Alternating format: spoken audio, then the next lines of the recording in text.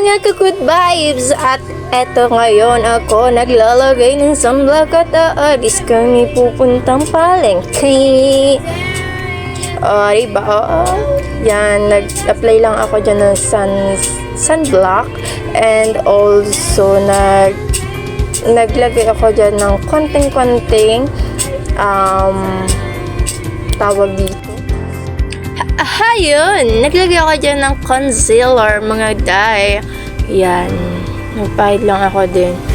May nagugulo na dyan bata kung papansin nyo. Naglagay na din dyan ako ng konting lip tint. Then, yan. Batang pagkalikot-likot ba? Yan. Yan ang outfit natin. At pumunta ako sa palengke ng walang sukulay.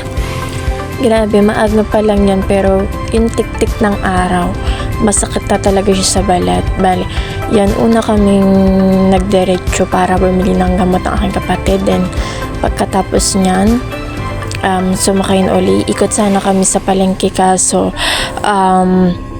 nakalimutan namin yung isa pang gamot. Bali, sa mismong clinic naman siya binibili. Then, umikot lang kami puntang palengke. Then, yan, as in, yan, malula kayo. Pinas forward ko yan, pero hindi siya literal na hindi ako natakbo dyan na nandyan ako para bumiling ista kasi naisip ko bumili mo ng ista, ganyan. Then sabi ko sa kapatid ko ay magtagpo na lang kami. Yun pala, yun, nahanap ko siya, as in wala. As in, nagpabalik-balik ako dyan. Pumunta rin ako sa parking kung saan motor niya, nag-iintay ako, as in wala. Tapos yun, bigla ko siyang nakasalubong. As in, pinapark niya sa may tagliran na dyan. Kaya kami nagkatakbo. Buti na lang hindi ako umikot ng bonggang-bongga. Then yan, umuwi na kami. As in, tik-tik ang araw, mga day. Yung alas 9 pa lang, kung ikukumpara kasi natin noon, ang alas 9 kasi, as in, sarap pa maglaro sa may applya. Ngayon kasi parang ang sakit na talaga sa balat. Kaya kailangan talaga gumamit ng protection sa skin.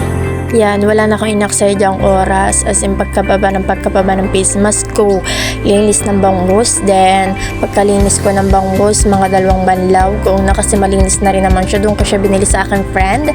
Then, ayan, nilinis ko. Then, kinut ko lang siya na breathing para hindi siya tumalsik once na piniprito na, kasi kapos din naman talaga sa mantika kami. Hindi naman kami ganun hindi naman kami wala nga, kahit tuka lang kami pero laban.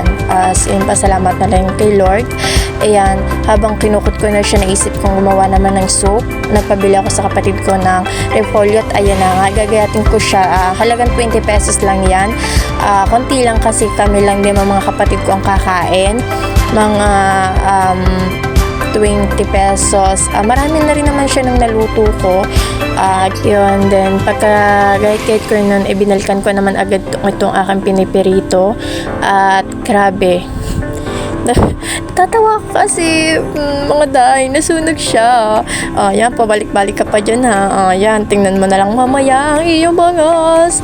Mga day, nasunog talaga siya. Hindi naman siya nasunog, as in, yan. Tostado na medyo pero laban. Hindi naman siya gaano nasunog. Yun. Hinanda ko na din dyan mga ingredients para sa soup yan. May bawang, sibuyas, repolyo at saka naglagay ako ng sotanghon. May nilagay din nga pala ko dyan isang itlog. Hindi ko na sa paggagawa ng sabaw, hindi ko na siya ipapakita ng buo kasi medyo napagod na din talaga ako. Ipapakita ko mamaya sa inyo yung nagawa kong soup. Yan. Pagka ko niyan, hinanda ko na ang pritong bangus. Then yun, syempre, ginawa kong soup. Ayan, makikita niyo naman, ayos naman siya, diba? Pero grabe, sabi naman ko, sobrang sarap, mga dayo. Samahan ng kanin and let's eat, go! Bye-bye! Yun lang, and thank you sa susunod ulit na aking vlog.